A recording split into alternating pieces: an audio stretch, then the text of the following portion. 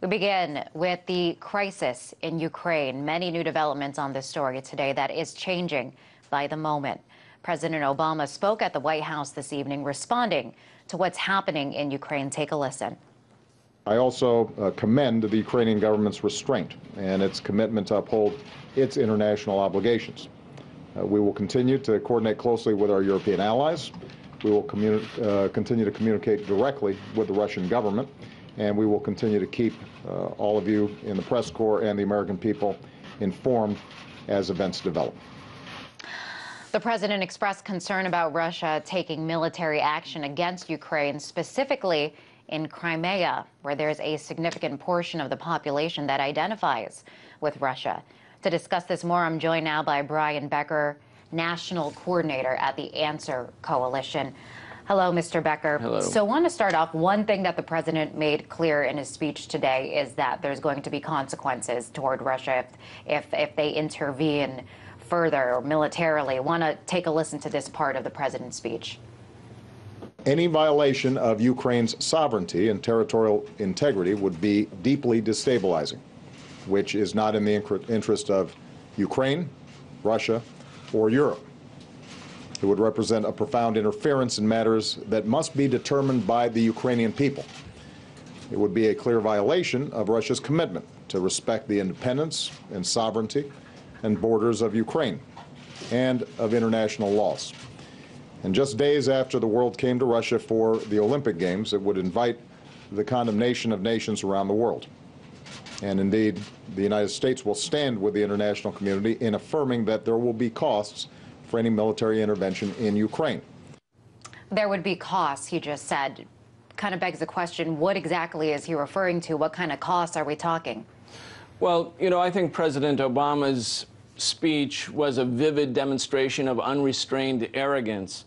I actually expected a booming voice to come out at the end and say, "The empire has spoken. President Putin and all other political leaders within earshot bow, genuflect, and do as instructed on the Ukraine." And for President Obama to say it would be a profound interference in Ukraine's internal affairs for Russia to do anything in the Crimea is so hypocritical when you think that the United States and the EU leaders, particularly Germany, have interfered over and over and over again into the internal affairs of the Ukraine, promoting a coup d'etat which led to the ouster of the current government and the seizure of power by a semi-fascist government led by or installed in power by a rump session of parliament.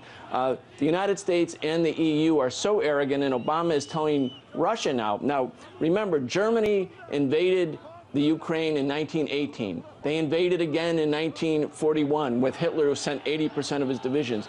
The German imperial empire, along with the United States today, is trying to reincorporate this big country, an important country, a big prize for them, into their Western sphere of influence. And now they're telling Putin, after having illegally carried out a coup d'etat, stay away, when in fact most of the people in the Crimea are Russian, speak Russian, and of course Crimea until the mid-50s was part of Russia and of course part of the Soviet Union. Yeah, Crimea is the part of the country they certainly culturally, historically, politically identify with Russia. And it was there today that really was making a lot of headlines in the media, reports of armed military personnel at the airports there in Crimea. What do you make of this, the precedent that it sends? They're really criticizing what's happening there in Crimea, speculating the extent of the Russian intervention there. I mean, when you look at other conflicts in the past, Kosovo, Serbia, where there was intervention, I mean, how do you kind of frame that into what's happening today, looking at past We have to look instances? at it in the broader historical pattern. Since the Soviet Union collapsed in 1991, and for the last 23 years, the United States, the EU, what became the EU, and the NATO powers have step by step been moving east, trying to incorporate all of the former socialist bloc governments in Eastern and Central Europe and all of the former Soviet republics that were not Russia into NATO or into a Western economic alliance. And that's an attempt to isolate Russia, to dominate Russia, to create a ring of iron around Russia. And why? The United States says it's because they're for freedom or democracy or some noble cause. But the real goal is to be able to dominate, exploit this resource-rich and geostrategically important part of the world, where the United States sees Russia as a primary competitor, not because Russia is threatening the West, but because Russia is asserting its own rights to have neighborly relations with countries that have been historically tied to Russia. This is economic imperialism and political imperialism that we've seen manifest today in the coup d'etat that overthrew the elected government in the Ukraine. And for Obama to say to the Russian government now, stay out, you don't have any rights in the Crimea, again, is an example of unrestrained arrogance. And now we have the president, the elected president, his ouster. We heard from him today. He says that he is still in power. So a lot of a struggle for power there today. As I mentioned before, a lot of criticism today towards from the West, outrage over what's going on at the airports there, what's happening in Crimea. But we heard from the Russian ambassador to the UN today, and he spoke about the military movement in Crimea. Let's take a listen to what he had to say about this.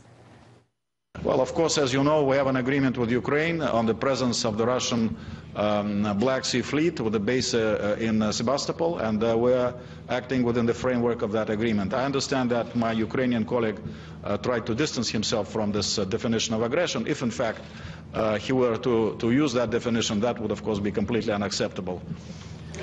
And yeah, and he goes on there to say that he's against any imposed mediation. Of course, we heard from Obama today taking a very strong stance, a strong diplomatic stance, saying the U.S. Might not attend the G8 summit in Sochi. I mean, how do you see this playing out? Well, I think the Russian ambassador is completely correct from a legal point of view.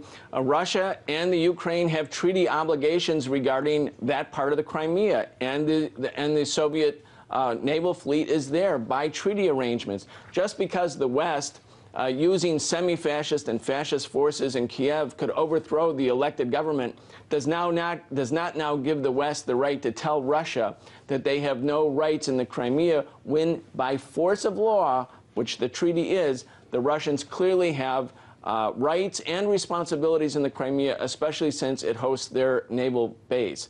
Now, it shows that the law is on the side of Russia right now, international law, but law doesn't matter. This is an expression of power, economic and military power by the most powerful Western countries, NATO and the United States in particular, against Russia, hoping that the Russian government gives up its rights or acquiesces out of fear. I don't think they'll do that.